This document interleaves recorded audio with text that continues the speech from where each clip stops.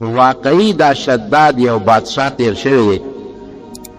تاریخ لیکلی وی جابر کافر او ډېر مضبوط بادشاہ و هغه زمانه کې چې څومره علاقه و په هغې د ټولو د سلطنت او بادشاهي و او دا یو خبره ده چې کوم سړي سره مال او دولت زیات راشي بادشاهي راشي د هغه په دې سر کې دا کبر او نشه پیدا شي دا لازمه خبره ده د ده په سر کې دومره لویه نشه راغله چې جناب د علاقې د مشرقو څه کوي چې د خدایۍ دعوې وکړه وایي زه خدای او بیا اعلان جاري کړ چې کوم سړی زما دربار ته راځي نو ما ته به سجده کوي لکه زموږ بادشاهانو ته چې څوک ننوځي څوک ورته سجود کوي څوک ناست په تنګي کېږي خو سجده ما سوا د رب العالمین نه بل چاته جایز نه ده یو الله ته به سجده کوي سجده کې ته د خپل مبارک او خشته او د عزت اندام چې سر دی دا په خاورو کې لګي خاورې د ذلت شی دی دا خپل مبارک او برکتی تندې په خاوره کې به هغه چاته لګي چې ته د هغه نه ډېر یېرېږې ستا ټول هر څه د هغه په قبضه قدرت کې وي دا ما سوی د الله نه بل ذات نشي کېدی چې پوره عاجزي وکړي پوره بندګي وکړي او چې چاته د سر ولګو هغه مکمل په هره توګه لوی وګڼي دا ما سوی د الله د ذات نه بل نشي کېدی نو جناب ده دا لازمه کړې وه چې ما ته به هر یو سړی چې زما دربار ته راننوځي نو دی ما ته سجده لري او بغیر د سجدې نه به دې زما دربار ته نه راځي نو چې کوم سړی به دربار ته راغی نو لاول به یو ځای ګورو په هغه ځای به بادشاه ته په ځمکه پرېوته سجده به ورته ګوري ولې د خدای روایت دی دینه کې بهر قسمه خلک تېر شوي یو بل بادشاه تېر شوی دی منځ کې یو خبره رایاده شوه هغه خپله ټوپۍ په د دروازې په سر یې ښودې د محل چې کوم مین ګیټ و په هغه یې خپله ټوپۍ ښودې وه او چې په دې لاره څوک هم ځي زما دې ټوپۍ ته به سجده لري هر قسمه خدای نو چې څوک به په هغه لاره تلل نو هغه ټوپۍ ته به یې وله سجده لګوله چې چا به ونه لګوله نو هغه پولیس والا به ولاړ فوج والا هغوی به فوره اطلاع کړه صاحب دا کبرجن دی دې سجده نه لګوي هغه له به یې سخته مضبوطه سنګینه سزا ورکوله ورته یو مجاهد په لاره تېرېده نیغ تېر شو او پروي ونه ساده د بادشاه او پولیس کلک نو دې خوا نه ګوره یې څه ته ګوره وایي دا بره څه پراته دي هسې چې وکتل ټوپۍ او خدایه ته نه خبر ټوپۍ نو په ټوپۍ به ورته ګورم تاسو مو ته ګورئ کنه څه دي وایي دا د بادشاه ټوپۍ ده وایي دا هر چا چې دا خو ټوپۍ ده په بادشاه راو کنه که دا د خو ټوپۍ راوې تا کې پاړو سړیتوب نشته ته خو ټوپۍ رو پېژنې نه نو ټوپۍ نو څه څوک چې سړی په سر دغه ډبره پرته ده ته د روزګار یې راکړه چې په سر یې نو ته نه فالتو یې راکړه ده مې په سر که نیرون ته باران ته مې ښودله نو خو ټوپۍ ده که نه زه کمبخته دا د بادشاه ټوپۍ ده ما نه وه چې د بادشاه ده نو چا د خیراتي دې بادشاه ورکړي وی نه دې ته به سجده لګی چې په لاره دې تا سجده ونه کړه اوهو افسوس ټوپۍ ته سجده وی د کوم بادشاه چې د دې ټوپۍ مالک کړ دا ټوپۍ د هغه د هغه ته هم سجده نه لګو سجده به زما را تمدي هغه ذات ته لګي چې کوم ذات به موږ تمدي پیدا کوونکي خالق او مالک دی وی د مسلمان قسم دې زه یم دا مسلماني خدای د موږ په زړونو کې مسلماني کېږي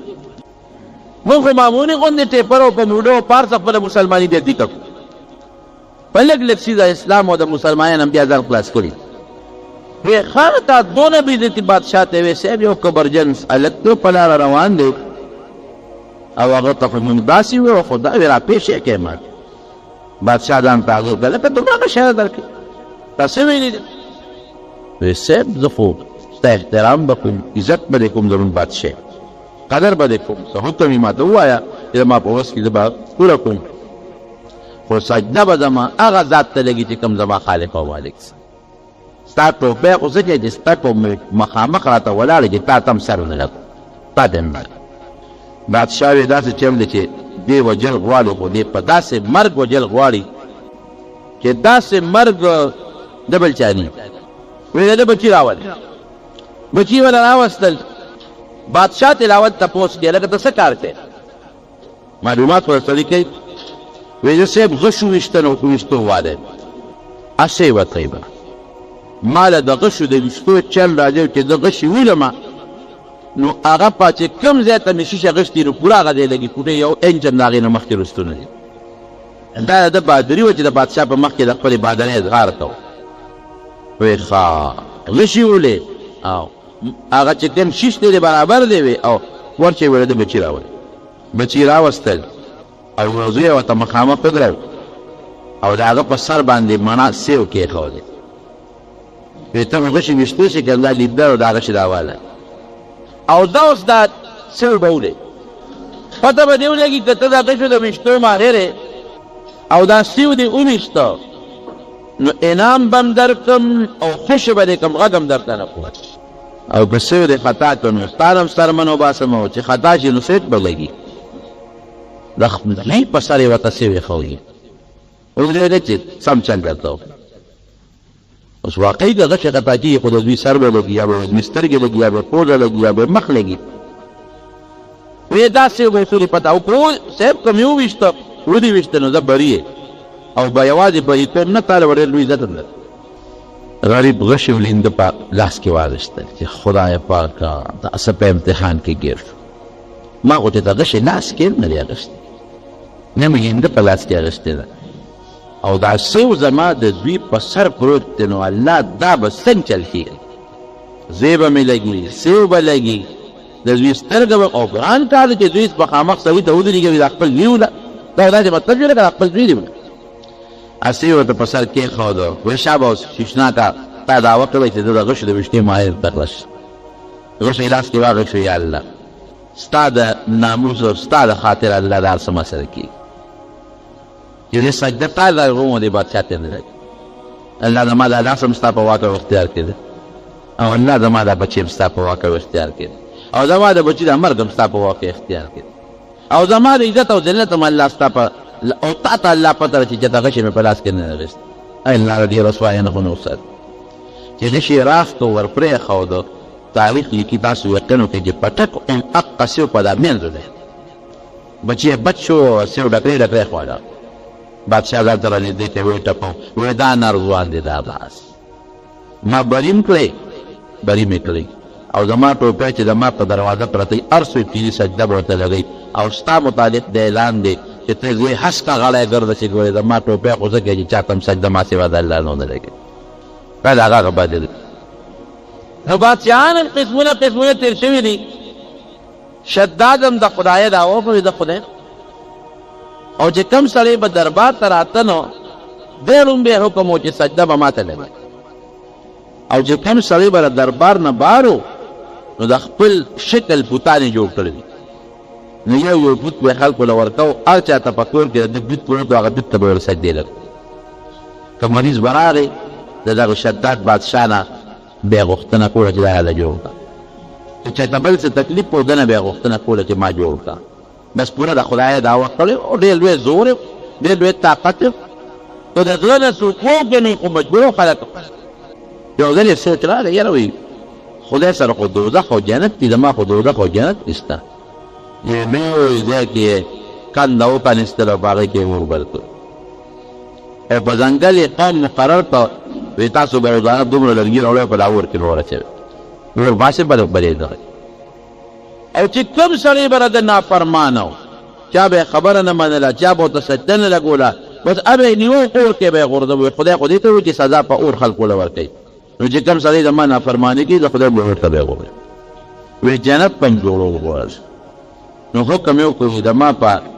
سلطنت کې چې کوم دی خشته خوږه ځمکه چې هر قسمه میوه درغوري هغه ځای ما له وښایه نو هغه زمانه کې چې کوم د زراعت او د ماهرانو هغې وګرځېدل یو علاقې ورته وښودل وایي صاحب داسې علاقه ده چې دې کې هر قسمه میوه کېږي ګلونه هم پکې دي اوبه هم پکې دي داسې دی چې اوبه هم پکې وي موسم هم مزېدار دی اعلی دی داسې دی ورته وښو اوس ډېر لوی شاندار دی او د اعلان وکړه چې په مخ د ځمکه کوم قسم میوه د هغه راوړه چې دی په خپل باغ کې وکړه او اعلان یې وکړو په مخ د ځمکه چې کوم قسم ګل دی او بوټي دي چې هغه په خپل باغ کې وکړه بس لګیا دي پکې کار خدمت پکې کېږي په باغ کې او داسې یو اعلی او قیمتي باغ یې جوړ کړ داسې قیمتي چې په مخ د ځمکه د میوې کمې میوې بوټي و نو هغه د په دې باغ کې او چې کم ګلاب و کومه اونه وه هغه د په دې باغ کې وه وی خلک جنت د ولی وي نو ماله به داسې کوی چې خشته ښکلې ولې به زما په دې باغ کې بیږي نو د اوبو خشته منېدارې ولې یې پکې جوړې کړې چا ورته وی صاحب په جنت کې خو به د پیو ولي وي وی لختې جوړ کړې او میخې راولې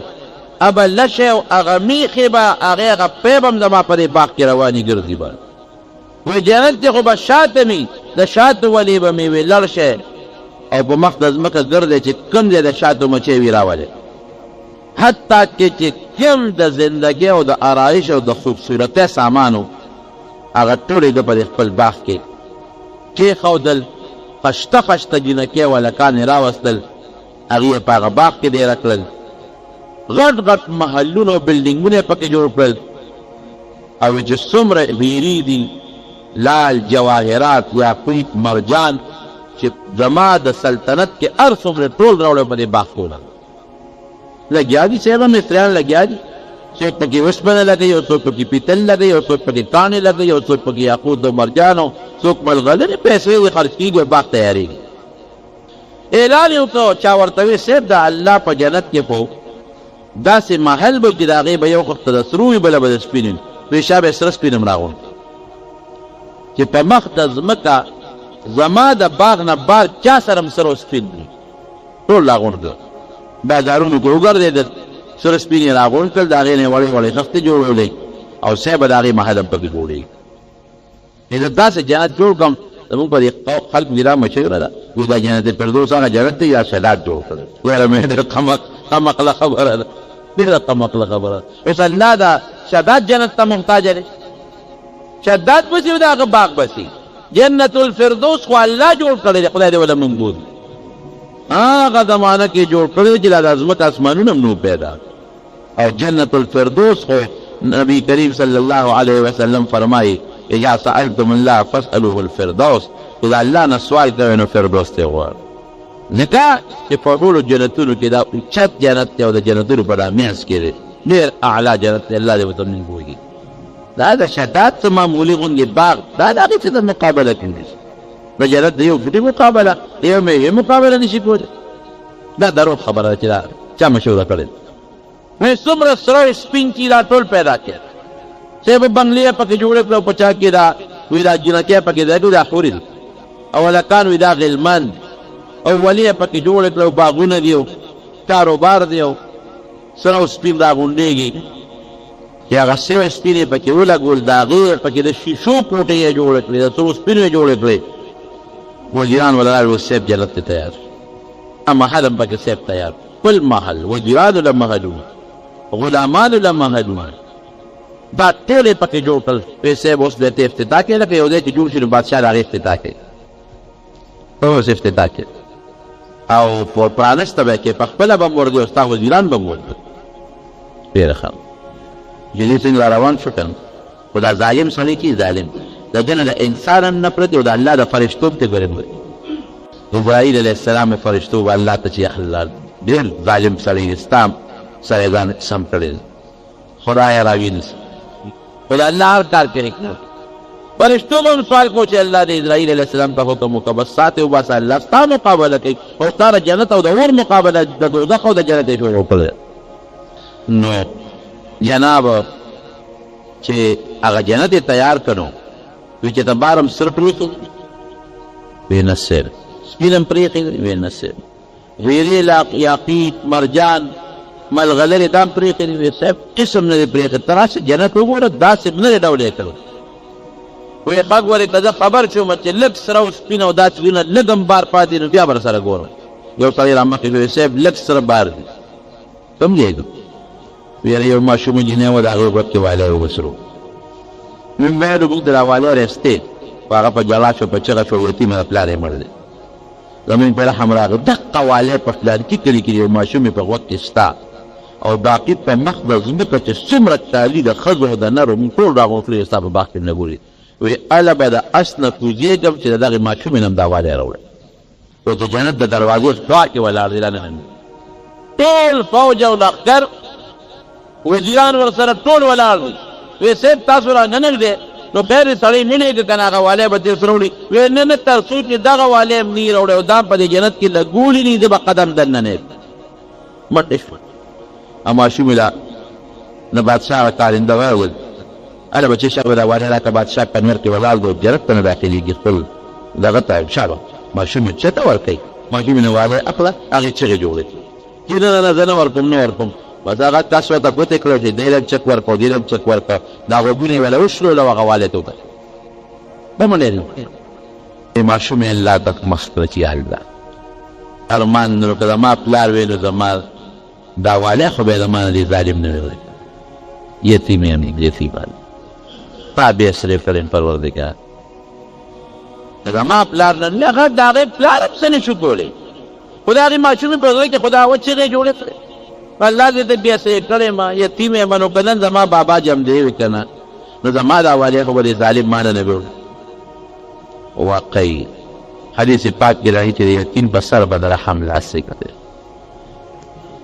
او الله په دې باندې خوشحالېږي چې څوک د یو یتیم ماشوم یا ماشومې په سر د رحم لاس کړي. دنیا کې په الله رحم کوي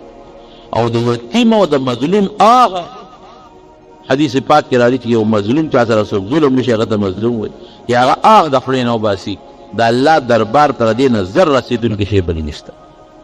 او الله ورته وایي چې ای مظلومه ظلم در سره شو لانصرنک ولو بعد حین زه به تا سره امداد کوم د ظالم نه بدل بدل اخلم زه مې ساک پسې وي خیر دی خو دا بدل بدل ده. هغې ماشوم یې اثر الله ته اوچت اولاد یې اوچت کړ. بادشاه ویې څه جلم وکړ ویې دي هغه واده نه وړه. شاه بینامین کې زرګر ته وایي چې دا ودا کوي لږ دې روپۍ به نه هغه وایي چې رب العالمین اسرائیل علیه السلام ته حکم ورشه دا ماشوم یې دعا قبوله شاه به ورشه چې دا سپوره ده نه د دې باغ ته قدم وانهلي چې باغ ته ننوځي چې دا مړی ورته نیولي ساري ته ایست شاه به فټافټ بادشاه وزیرانو ټول شاته ولاړ دی او پورته لوی دومدام جوړ دی او باغ جنت ویله جوړ شوی د هغې افتتاح ده او ډیلکي دی او نخري دی او ډوډیګانې دي او میلمانه دي او لوی شرمول جوړ دی او ناګهانه اسرائیل علیه السلام راغی او په اسات ورنږدې شو مړی یې ونیو او سیت یې وایستله په هغه اس د پاسه مړ شو لاندې راپرېږده باغ ته داخل ده او روایت کې راغلي چې ماشوم یې الله ته فریاد وکړو نو فرشتو الله ته چغې جوړې کړې چې یا الله دا ماشوم یې ورته نیولی ډېر زمین ورسره کېږي یا دې ظالم سره خو دې نور صبر ورته وبې الله رانیدی د ابراهیم علیه السلام نه چا تپوس کړه وایي ته خو د ډېرو خلکو نه څاګانې وباسې دا راته ووایي چې ته په چا دې رحم راغلی دی وایي نه زما په اړه دې رحم الله نه دی کړی ما ته چې الله حکم کړی دی که هغه ماشوم دی په ګدا دی په لس دی په شل دی ساده راواله ابراهیم علیه السلام سره ډېرې فرشتې ملګري چا نه به خپله وباسي چا نه د نورو فرشتې په ذریعې څه وباسي هناسې رحم نه خو هسې چېرته دی افسوس یاره ووایه دی کې مې افسوس کړی وایي هغه څنګه وایي دریابي کښتۍ روانه او په دریاب په منځ کې الله تعالی هغه غرقه کړه ما ته یې حکم وکړ چې ته ورشه او چې څومره په دې دا خلک دې په د کښتۍ کې نو دا دې ټولو نه سا وواسه زه ورغلم ساګانې مې ترې اوچته کړې یو زنانه وه او د هغې په غوږ کې ماشوم وه او هغه ماشوم یې د خپلې سینې ته راپیوست کړی وی ماشوم به بیا ورکړی او د کښتۍ یوه تخته چې ماته کړه نو دغه زنانه په هغه تخته راپاسه ناسته وه او دا د دریاب د چپو به دا تخته کله داسې وړله او کله به یې داسې وړله ګڼه تخته وه او دا پې دا زنانه چې هغه ماشوم بچی په دا غېږ کې دی او پی ورته دقه وخت کې ځان ته پیوست کړی دقه ځان یې کلک کړی تخته یې نیولې ده او ماشوم بچی یې نیولې دی او دا دریاب وله چپې ورکوي وایي تا ما ته حکم چې ورشه دې ښځې نه څه وباسه ستا حکم الله نیغ رالم او دا ته الله تپوس کوي چې په چا د رحم راغلی دی وایي ستا حکم والله ورلم او د هغه مور به مې وړه څه وویستله او هغه ماشوم بچی په دریاب په منځ کې پته هغه تخته د هغه مړې مور په هغه سینې دقسې پاتې شو وایي دقه ځای مې وایي په ډېر افسوس وکړو چې الله دا ماشوم بس کوي دا خو ډېر قابل رحم دا یو افسوس نه کړی اسرائیل خبر شو چې هغه ماشوم څه شو وایي نه الله بیا ته نه خبر وایي ښه نو ما دریاب ته حکم ورکړه هغه تختې یې چپې ورکړې او په دره هغه تخته غاړې ته وغورځېد ماشوم دې په غاړه مختص شو بیا مې یو زمری مقرر کړه ابا راتلو دی ماشوم له به پی ورکړم ورځمرې خو چې انسان وویني بیا ماشوم ایتو دی روح پرې هغه چې په حملو کې په یو ساعت کې چیر پار کړي ما زمری مسلط کړل الله تعالی خو پوه شي هغه زمری به راتله ماشوم له به پی ورکړم بیا ورتله بیا به راتله ماشوم له به پی ورکړ ماشوم مې ورو د هغه زمری په هغه پیو باندې وګوېد به ګرځېدو شو چې هغه ماشوم له ګرځېدو شو منډې ترړې شروع کړې ښایسته ماشوم لاړ کلي ته ورسېده هلته مې موله د خوراک او د ستاک انتظام وکړ اخیره کې هغه ماشوم غل جوړ شو غل خلکو نه بیا غلاګانې کولې ډاکوي ته جوړ شي ډاکومارو سره ملګري په لاره به یې د خلکو نه شکې کولې ډاکې به یې کولې اخیره کې خپل ملګري را یو ځای کړل او د علاقې په حکومت پسې حمله وکړله او انقلاب یې جوړ کړ د علاقې د خلکو نه حکومت واخیست او هغه ماشوم د هغه خوی په بادشاه جوړ شو چې بادشاه جوړ شو د هغې نه پسې د خدایه دعوه وکړه او دغه شتات ته جوړ شو چې دا اوس ته څه وویستل د هغه ماشوم نه ما جوړ کړی یاره ما کې دا واقعه وکتله نو ما ویل چې پروردګاره څه د لوی قدرت او د حکمت مالک او بادشاه یو ماشوم د مور د غېږې نه چې مور یې په تخته مړه چې د هغه نه بادشاه جوړوه دا څومره لوی احسان دی څومره لوی نعمت دی هغه سپېره د الله تعالی د هغه نعمت په مقابله کې چې دې شکریه وکړي د شکریې په ځای د خدای د هغې نه باغ هم پاتې شو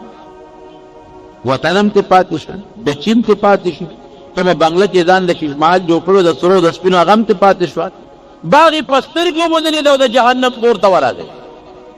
که چې مړ شو چې څوک د خدای دعوه کړي نه به کوم غواځي لاړ هغه د الله تعالی اور ته د مرګ نه هېڅ څوک نشي بچ کېدی الا ان نفسا لن تموت حتى تستكمل رزقها الله فرمایي چې چا دپاره الله په دنیا کې څومره رزق مقرر کړی دی دا رزق مخلاصۍ نو ثابت دی هغه رزق چې یو نوړی پاتې دي نه هغه نوړی چې کومه ده پاتې ده چې هغه مخلي نو هله به وي بغیر د هغې نشي مړ کېدی خو زموږ د خیر په شی څه دی مین په ګوره انتظام لباس شوی کړی دی ما به 200 کاله نه یا یاره نه مرم چې هغه د 100 کالو هم یې نه مرم یا د 6 کالو په کټ کې پروت وي هم دا نه وي چې د سبا مرم یا هغه هسپتال کې د مرګ په بستر پروت وي هم دا نه وي چې ما نه به صافي فاروق رضي الله عنه ځان مې اوبه ته ډېره کړی ګوته یې لیکلي کفا بالموت واعظا هغې ته به یې کتل نو مرګ ورته یادېده کفا بالموت واعظا یاره وایي د مرګ نه ښه نصیحت کوونکي بل نشته نصیحت کوي چې د بزرګ لري وي ما ته نصیحت وکړه چې ته مشر ته وي ما ته نصیحت وکړه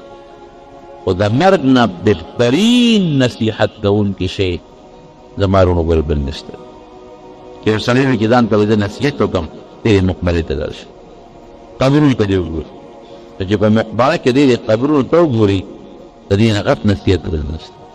دا چې څومره په مقبره کې نړۍ پراته دي دا شرک دی دا خو داسې نه ده کنه چې اسمان نه راکړه د ځمکه راننوتل دا خو هماغه خلک دی چې یو وخت په دې مخ د ځمکه ګرځېدل یو وخت په دې مخ د ځمکه کاروبار د چا دوکان د چا زمینداره وه څوک افسر و څوک ګورنر و څوک بادشاه و څوک ملک و څوک خان و څوک مزدورکار و چا پټي سنبالول څوک د دې پټوره د ځمکو مالکان و چودریان خانان لوی لوی خلک به یې ته وکتل دا ټول د ځمکې لاندې پراته نه ځان سره کارخانهدار کارخانه یو نه جایداد والا جایداد یو نه مزدور ځان سره هغه لوغ او رمبې یو نه موټا ځان سره هغه خپل کتاب یو نه بدماش ځان سره هغه ټوپک او کلاشینکوف یو یو څیز دی چې ځان سره خلک وړي هغه دا چې نیک انسان ځان سره خپل نیک عمل او بد انسان ځان سره بد عمل بل یو شی ځان سره کېږي هر شی پاتې قسم دې داسې پلارانه مړي دي چې هغه ډېر د عزت خاوندان ډېر د عزت او ډېر د قدر خاوندان او ډېر د جایداد او دولت خاوندان او چې کله مړ شوي دي نو دوی وایي یعنې بس وي خلک چې خدای پاک ایمان نصیب دا وایي د خیرت اخلاص شو دی خو دغه لفظ د سپک دی نو دا لفظ دغه څوک نه ناجوړه پرېږدي په ګټ کې رښتیا وایي بیا به خپل بچي تنګ یې په فکر پروت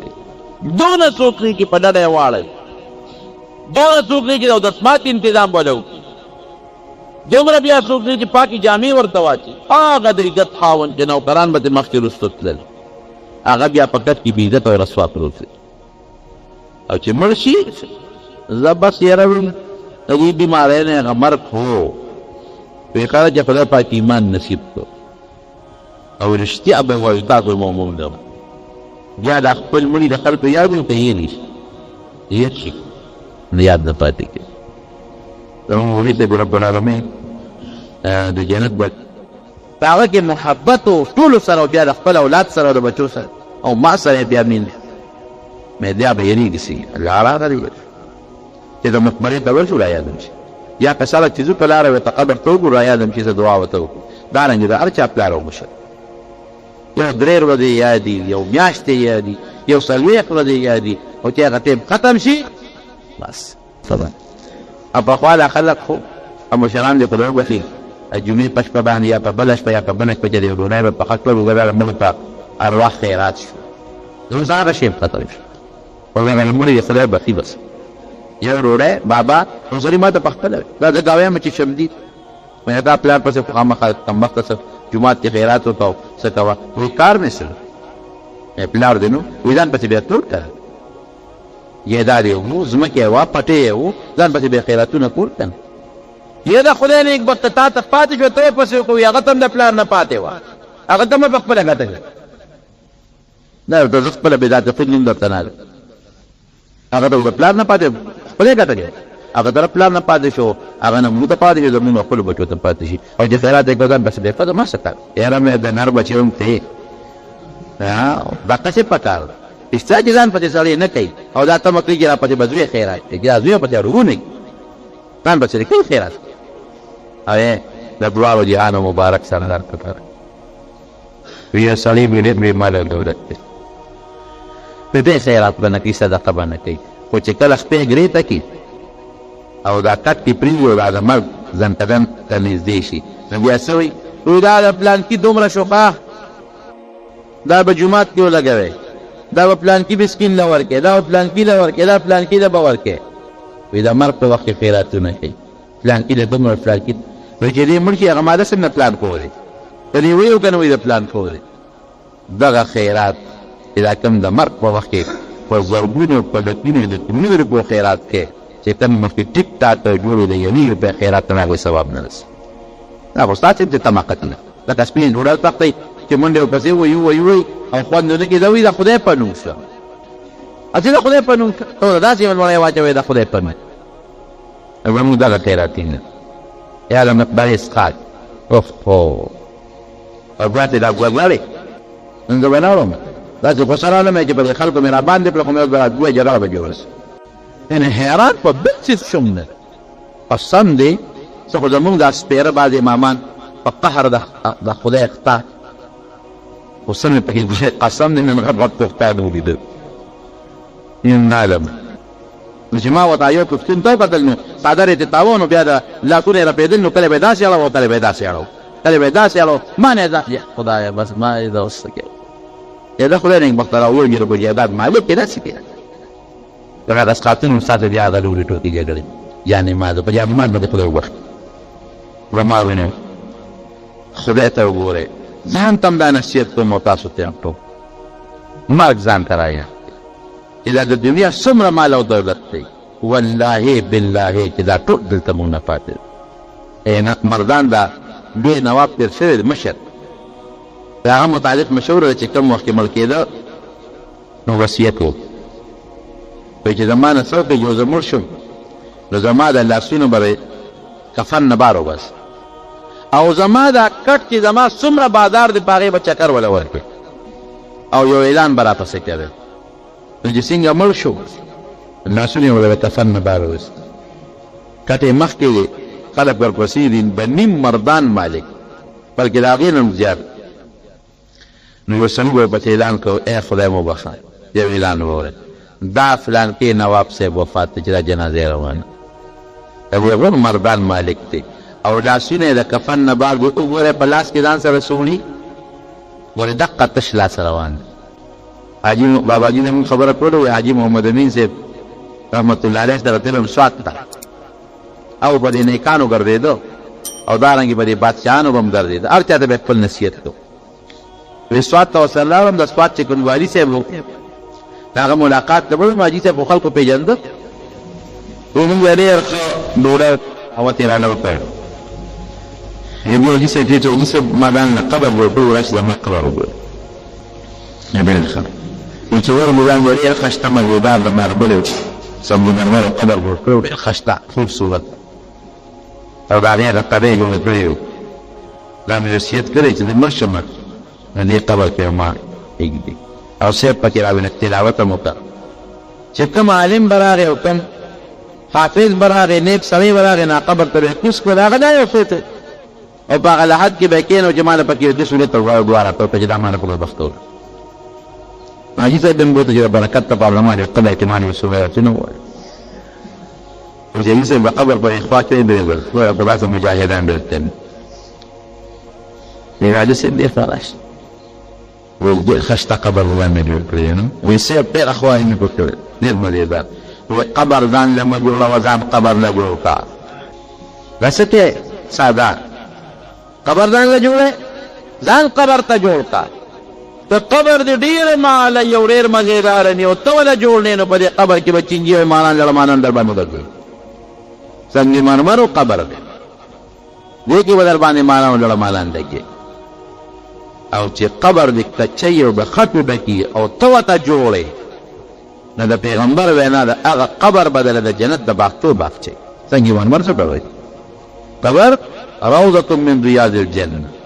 د جنت د باغچو باغچي د جنت د باغچي نه څنګه مرمر قبر څه شي او یا فرصه من غفر النيران د جهنم د کند تک د بدمه سړي قبر د جهنم په کم بکندو په ځان قبر ته جوړ کړه څه کوي راځي څه نه قبر مې جوړو وی اجي څه به دا خبره وکړه کړي په خپل کې ته ونی ولا نقصان چتر والی څه به جي څه باس پرګه دراله رانا کړي څومره نیکانو بزرګانو عالمان چې مې اوستي او د قبر کې مې کېنه ټول وی جوړ په قبر په کې علاوه تنم ویلو ورته کړل رنج تا کما نصیحت راته په نومه سترګې وبلولې باس روان کې دا قبر څنګه من روانه وي او دا هغه نه پسې ځان له استاد تونی او عالم علمي وفو هغه رب العالمین مناجو عالم ته جوړ شو دا راځي چې باغ یو ټکی چې سره په سر وایي نامو چې جنازه کو جنازه نو دې جماعت ته نشو کوي نامو یې با کې نشو کوي ته ارچا خپل وګړه تا په دې کې جنازه نشو کولی شریعت یې وې سم مقبره ته او بیا نبی علیہ السلام فرمایي چې قبر ته ایثار چا وسره انقلقوا تقتل انا کو حدیث کول دي چې جنازه یې اطلاق یو قیرات ثواب وشو او چې د قبر د دفن پورې ایثار شو دو قیرات ثواب وشو او یو قیرات د حد د غرم راځي دغه موږ قیرات او حد د غر ثواب برباد کړ بس قلب تدارو کوي د خدای درنه پر دغه جنازه نه دي بس وخایا دوا بروکو یوم دی دوا بروکو نه دوا نه پس دا جنازه دوا وکړه سرون تدبیر نه پچې ته جن الله مغفر لحینا و میتنا دعا نه دا غینه پس دوا پرېږي د یک وخت کې مورخه کی پلار خفیر وردا خزیره چې هغه قلعت ته پوزېتی ناجایزم شروع کړی مونږ ملا څنګه دا سره پاره دې کې دا غرض نه چې دوا بروکو کې غرض دار چې ګوري تا دا هغه مخه تا جنازه نه وکړه لا مې پخې بیا دې وکړو ثواب دې به مینو نه مکو دا قصه بالکل پرې جنازه خالص الله تعالی لپاره چاته روان قائم چا ویل دي او مې په باور دي هو هذا لما وارث تعزيه خدر وتعزيه بغرض مقبره دي ولا ورا ونشا نسيوت يوم تلقى تقول تعمو بقي سبب عارين فلو بقي خلق بمري تسليه ورا تعزيه ثلاثه نو دوا به څوک سات پته مګي په مسالې پته مګي په پدې مګي چې هغه ته بازار وخت چې سبا د معمولی ځای کې چې په دې چې دلته قبر په نو سبا د ما قبر په جنازه په کې داخله درنه لپاره پہنچا داخله لپاره چا وکړه په دې لاله چې ما ځانو خو چې راغلی ته معمولی جنازه قبر یو کنه ما ستایو کنه ته ما قبر کنه اسو پکې لال جانمات برو نو د خدای په نوم د الله د رضا دپاره کوم سړی وي چې الله اکبر هر سم تباہ و برباد عبادت نه موږ رواجونه جوړ کړو زمارونو د الله د رضا دپاره چې کوم عبادت دی هغه موږ تباہ و برباد نو د مرګ نه نصیحت دی دا چې نن وایو چې هلته لاړ شه نبي علیه السلام فرمایي جنازې ته ایثار کړو منې دفنه پورې ایثار کړه هغې کې ګډ مطلب دی چې د قبر نه د مقبرې سړی عبرت والي نبي کریم صلی الله علیه وسلم دې بری بنایت البقیع نکمل کړه او پکې به ناست او قسم په الله حدیث کې راځي یو شپه نبي علیه السلام مبارک په کور کې نو عایشه صدیقه غلامه فرمایي چې مې بطنه او لماک مو پکې شپه وه ورپسې بانک ته ووت یو ځل ګوره بل ګوره خدایه د ګورې سلام څه شو حضرت فاطمې رضي الله عنها ته راورغله بس پورې نږدې و پیغمبر علیه السلام ته شو وګورې نه چې بس زه دا مبارو ته موسی ورته دا شوه چې هسې نه چې د خدای مخه دشمن په مخه نه ورغلي د یهودیانو دا خلق منافقان وي دشمنانو د مشکات سره د معجزاتو په باب کې راځي چې د نبي علیه السلام یو مبارکه معجزه به وه چې د هغه د خوشبویۍ نه به خوشبویي تله نو په کومه لاره چې به نبي علیه السلام تللی و نو په هغه لاره باندې به یې خوشبویي پرېښې وه فشته خوشبویي به په لاره خوره وه نو چې کومې نږدې صحابه و هغوی ته و پته وه چې نبي علیه السلام په دې لاره تللی ځکه هغوی د پیغمبر علیه السلام هغه خوشبویي پېژنده چې دا د هغه خوشبویي ده دا د عطر او د ګلاب په نه ده د چې څنګه علي صاحب ابن عباس او فاطمه ګورنه ابن عباس او د نبي علیه السلام مشته و بس هیبت شو جومات ته رالو اوس هغه خوشبویي پسې دوی روان شو تلو د مدینې منورې مقبرې ته ورغلو ته نیمه شپه ده چې ورسته نبي کریم صلی الله علیه وسلم مقبره کې الله ته په سجده کړو په دا نیمه شپه او کوم آیات پرېږدي ان تعذبهم فانهم عبادك وان تغفر لهم فانك انت العزيز الحكيم یا الله ته ټول ما د امت له عذاب ورکړې نو الله ستا بندګان دي هېڅوک دله تپوس نشي کولی هر قسم عذاب چې ورکړې ستا بندګان دي د بنده متعلق څوک جان تپوس نشي کولی هېڅوک تپوس دله نشي کولی وان تغفر لهم فانك انت العزيز الحكيم یا الله ته ته بخې او معافي ورته کې خدای د لوی قدرت مالک دی ولې بیا هم داسې څوک تپوس نشي کولی ورخپلو مخ په طرف ته مقبره کې د نیمې شپې پروت دی او الله ته سجدو لګي و دعاګانې ولولې ورته فاطمه رضي الله عنها ورته وویل په جاله شوه بابا ویل جاله دی څه تکلیف چا در رسولی دی څه چل شوی دی چې نیمې شپې د مقبرې ته راغلی په سجده پروت دی او الله ته جاړې نبي علیه السلام مبارک سر راپورته کړ فاطمې یې په سر کېښود بچې نه و نن ډېره مبارکه شپه وه د شوقدم پنځلسمه شپه وه مبارکه شپه وه او ما ته الله وحی راکړه چې په نن شپه الله د مسلمان دعا قبلوي ما یو راشه د خپل امت لپاره په دې پټه تیارې کې د مقبرې په رامیاس کې دعا وغواړه څومره دشمنان دي یهود منافقان د خپل امت د دعا لپاره دواړو جهانو مبارک سردار د نیمې شپې مشورې کوي مقبره کې ولې کوي ولې مسجد نبوي کې نه کوله چې هلته کې دا خپل ملګري وویني دا صحابه دا مړي وویني د سړي په زړه کې لږ نېر درد پیدا شي او تاسو یقین وکړئ د احد چې کله وفات کېده نبي علیه السلام د احد شهداو دله د احد په میدان کې شهدا دفن ده یو خدای کې حضرت حمزه رضي الله عنه حضرت مصعب بن عمیر رضي الله عنه دا دفن دي او عبد الله بن جحش رضي الله عنه بعد ذلك وانا ورغو دفن دي او لږ مخامخ بل یو قلعه ده په هغې کې نور صحابه کرام دفن یو صحابي فرمایي نبي علیه السلام لا او هغې شهداو قبرونه ته مخامخ ودرېده هغوی ته او داسې رخصت یې ته رشته لکه سړی چې د جمجاو رخصته دي او خپل صحابه ځان ته مخکې کېدلو یې ملګرو زه ستاسو نه مخکې روان یم ګوره ما ګویان په رایاد ستاسو نه مخکې روان یم او زما او ستاسو د ملاقات ځای به حوض کوثر وي الله دې ورسره موږ یو ځای د حوض کوثر اوبه د پیو نه سپینې دي د شاتو نه خوږې دي د وورې نه یخ او د هغې په غاړه چې کومې کوزې پرتې دي که بوخې پراته دي سراحې د هغو تعداد د اسمان بستورو نه زیات دی او نبي علیه السلام فرمایي چې یو ځل ما چاله په هغې سراحې اوبه ورکړي تر همیشه به باید تنده محسوس نه کړي او زما مردو ستاسو نه مخکې روان یم ستاسو دپاره روان یم ستاسو د فایدې دپاره او زما استاسو د ملاقات دی به د محشر په میدان کې حوض کوثر زمارو د مړي نه چې کوم عبرت حاصلېږي هغه د جنت نه حاصلېږي په مقبره کې چې کوم عبرت دی دا په بلډینګونو کې نشته نو دا یې مسله په واضح ساتئ چې خامخا د مړو زیارت له ملاقات ته مقبرې ته خامخا دی دا سنت ته وکړه یو وخت نبی علیه السلام ته منع کړی